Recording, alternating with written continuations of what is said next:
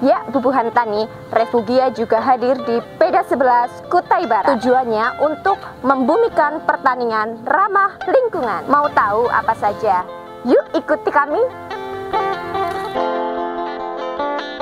Yang pertama, bunga kehidupan, bunga matahari.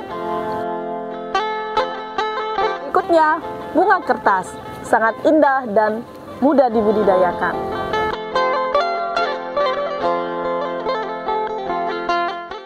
Ini jengger ayam, sama marigold. Nah, tetangganya nih, kenikir. Nah, selain indah, sangat enak untuk dikonsumsi sebagai lalapan.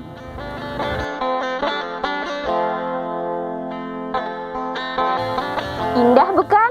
Bukan, tapi sangat indah.